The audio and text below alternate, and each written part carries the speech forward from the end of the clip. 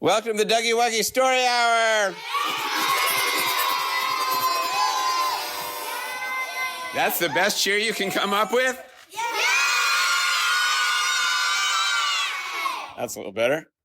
Coming to you today from Cole Arts Camp in Oakland, California. Let's give it up for Cole Arts Camp.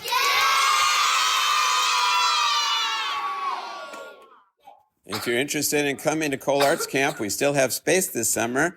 You go to the website, www.coleartscamp.com. And maybe you'll get a chance to hear me tell stories in person. Is it a good camp, you guys? All right. So I've been telling a bunch of stories about the Norse gods and goddesses, and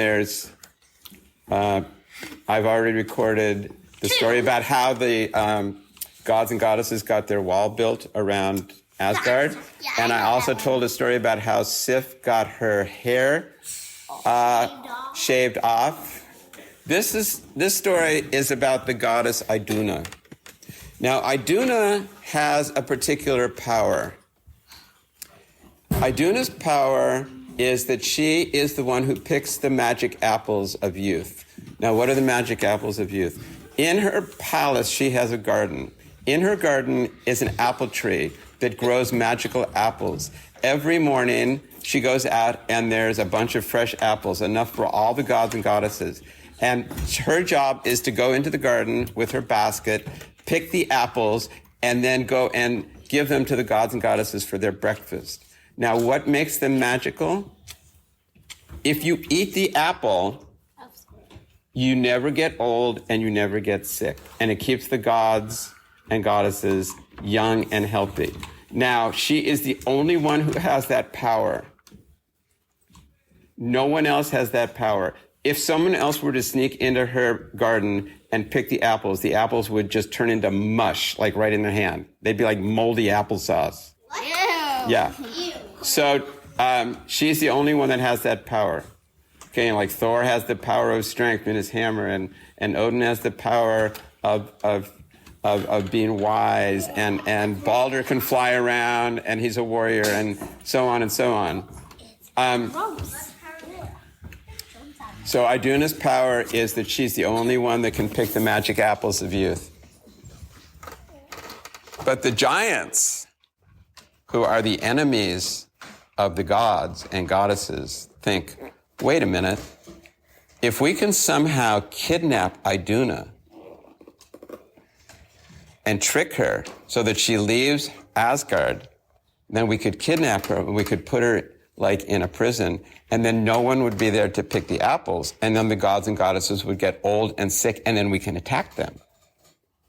So it's a perfect plan. Who said that? But the question is, how do you get Iduna to leave Asgard? Because the only way in and out of Asgard is over the Rainbow Bridge.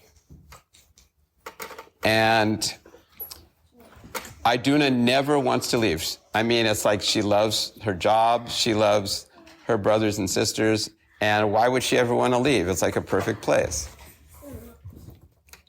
So one of the giants comes up with a plan to trick her. The giant's name is Thrym. Now, we have met Thrym before in the story. Wait, remember Thrym's the one that tries to build the wall? With his magic horse?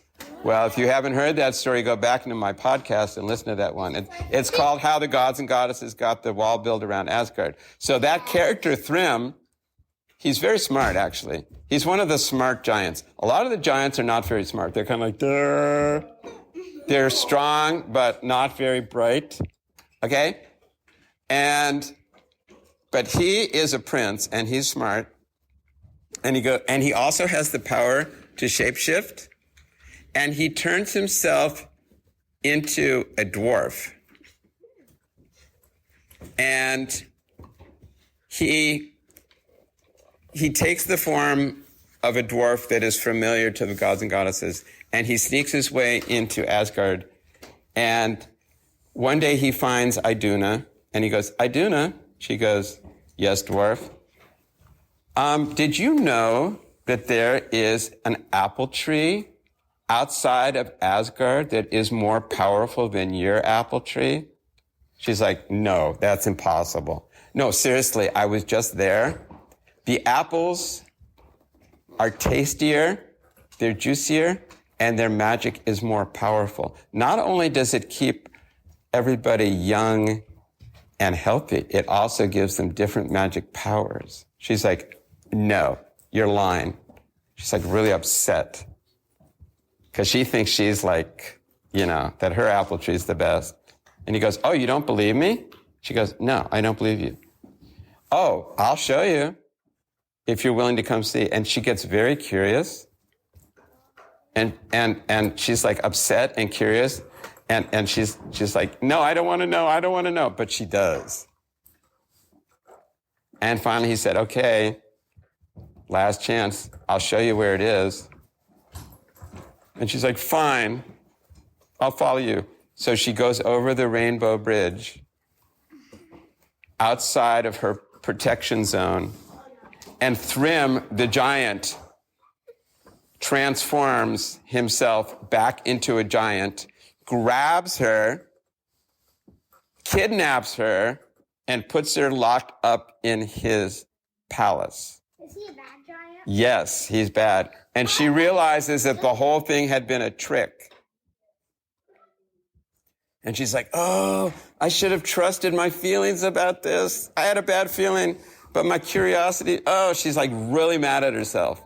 Have you ever been like really mad at yourself for making a bad decision? Yes.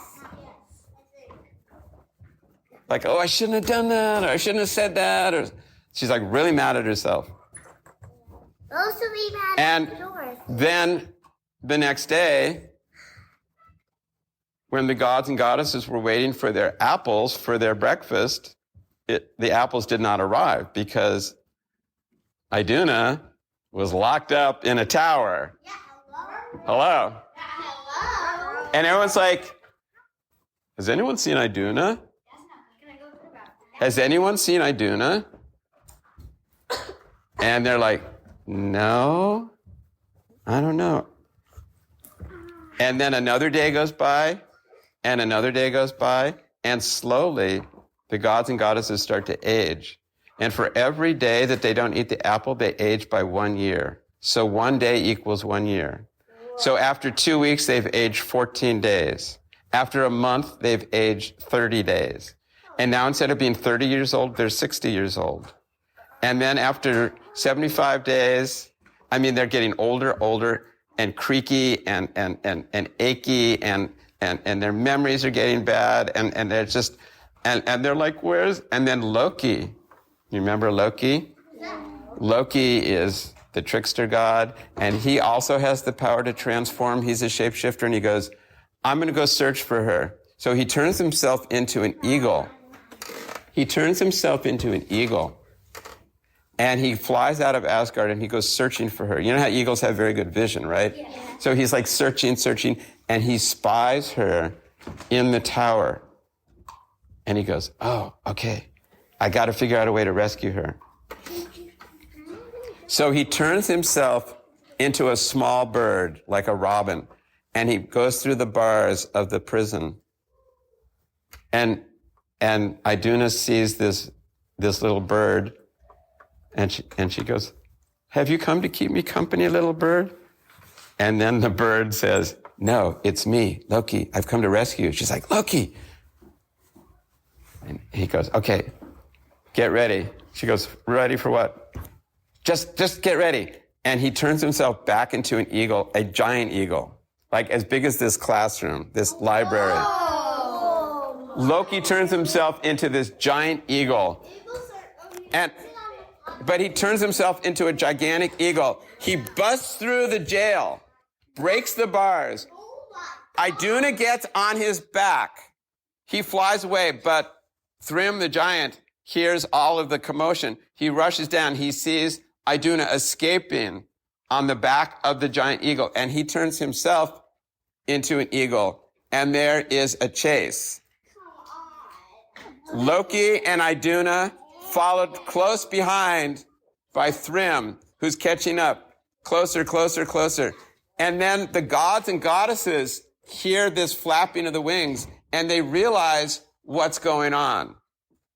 They realize that Loki has found Iduna, and Loki screams out, "Build a fire! Build a fire!" And they realize that if they build a big fire, that Loki will find a way through the fire, but that Thrym probably won't.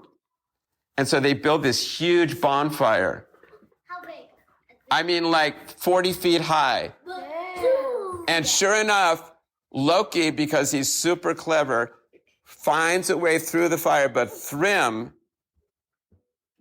does not find a way through the fire, and he burns to his death. Oh my God! Yeah. So what happens next? And Iduna gets off Loki's back.